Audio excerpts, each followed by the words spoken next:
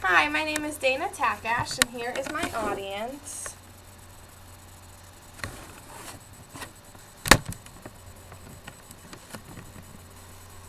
My speech is on drug testing welfare, the recipients between many. Drug testing for government assistance such as employment, Medicaid, Medicare, welfare, Social Security, public benefits, and so on should be mandatory in order to receive assistance. It is not fair for the working families and individuals to have to be drug tested in order to get a job, but people who receive government assistance don't have to be drug tested to receive a paycheck each month. Welfare recipients who abuse illicit drugs or alcohol should not be able to receive their government benefits before passing a drug test. Since the beginning of welfare in 1939, America's welfare program has helped millions of people stay on their feet during bad times. Many people nowadays go straight to government assistance when in need of money. They may be jobless, struggling in a hard time, or just lazy. There was a saying during the Great Depression that it used to be when a man was down he would go west. Now he goes on welfare. Government assistance was created to give the struggling family some form of relief. There were common sense measures.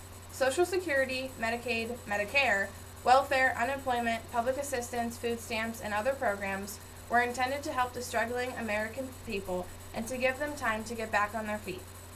Institutions such as Medicaid and welfare were created during the 1930s, but however, in 2014, people look at welfare and government assistance as their own paycheck. They stay on these benefits for longer periods than needed. Government assistance has truly made a difference in the lives of many, the major population being children. The system still has its flaws. The working people and some government officials see welfare programs as wasting the taxpayers' money by providing a free ride to drug-addicted recipients. They also feel it violates constitutional rights such as the Fourth Amendment. This protects people from being searched without probable cause. This is a ridiculous defense. Drugs are illegal no matter how you look at it. Collecting free money for drugs is even worse. What incentive would a drug user on welfare have to kick the habit as long as Uncle Sam keeps putting the money in his pocket and supplies his drug fix? There needs to be a better way to screen people who are applying for welfare assistance. That better way is mandatory drug testing. Americans accept millions of dollars in federal aid every year. Mandatory drug testing would support the way the dollars are distributed. Drug testing is mandated in places of employment and in a regular practice with job applicants. If it happens routinely in the workforce, why would it be unfair or unconstitutional for welfare recipients? Workers have to be drug tested to get a job, go to work, and work for a paycheck. However, families and individuals receiving government assistance don't have to pass a drug test in order to receive free money from the government each month. It is not smart to take public monies and fund irresponsible drug addicts. It condones illegal behavior. It is free money to fund an addict and their habit. If America truly cared about the people, they would not approve of drug use by supplying the cash. Figures have once shown that about 2.5% of 2,000 applicants for the needy family assistance tested positive for drug use in July 2012. Another 2% refused to be tested. What does this tell us about the use of federal money? Those who refused to be tested more than likely were drug users. This is why it should not be an option. It should be mandatory to test to obtain federal aid of any kind. Substance abuse and drug dependence are part of a growing problem. They both have become important themes in the broader public discourse about welfare reform.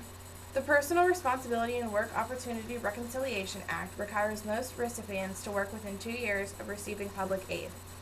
Recipients also face a 5-year lifetime limit on receipt of federally funded aid. States have the option of imposing shorter time limits. Most have already recorded significant deadlines in caseloads.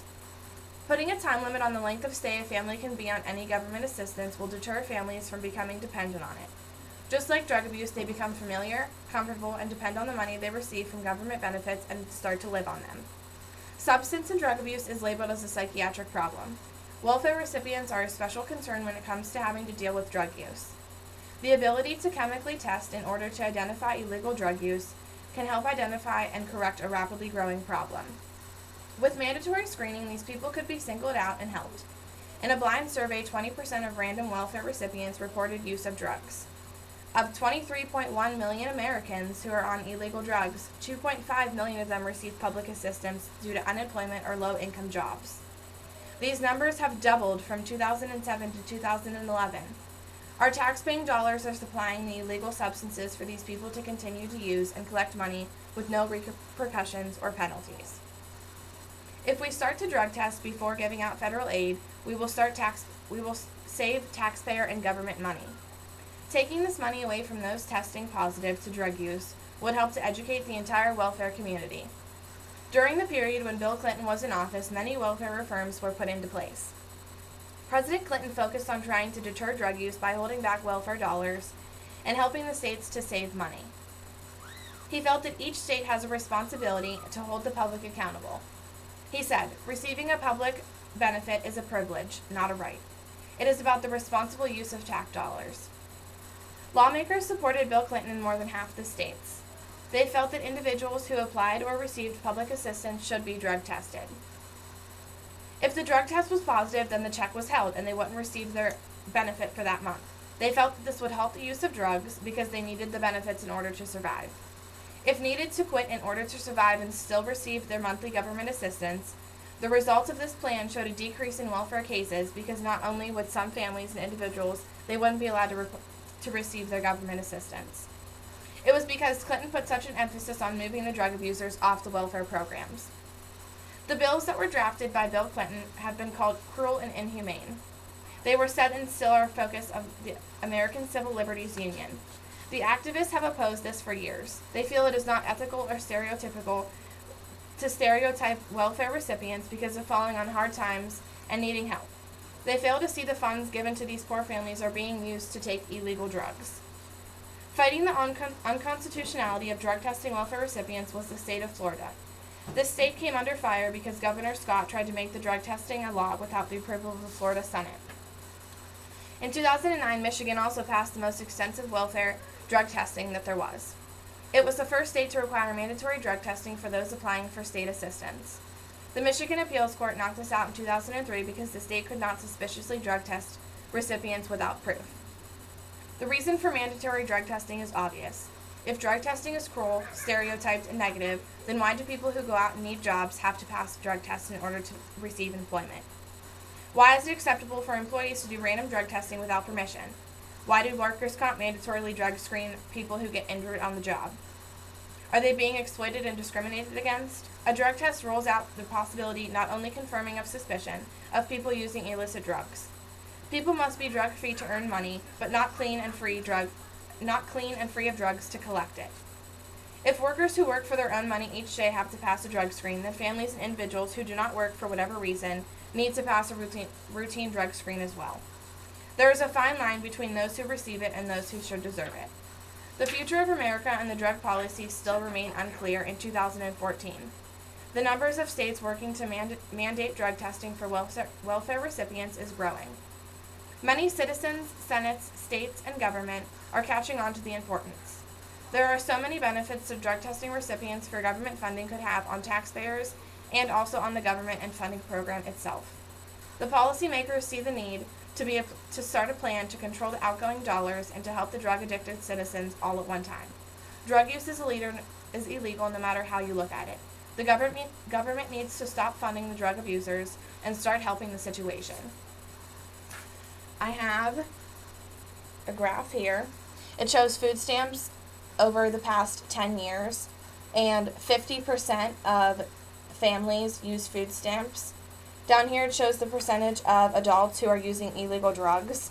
20% are unemployed and use drugs. 11% are employed part-time and use drugs. And 8% are employed and still use drugs. So we conduct drug testing in order to deter the drug abuse of people who are unemployed. I also have a newspaper article here that shows that welfare drug testing saved the state of Utah $369,000.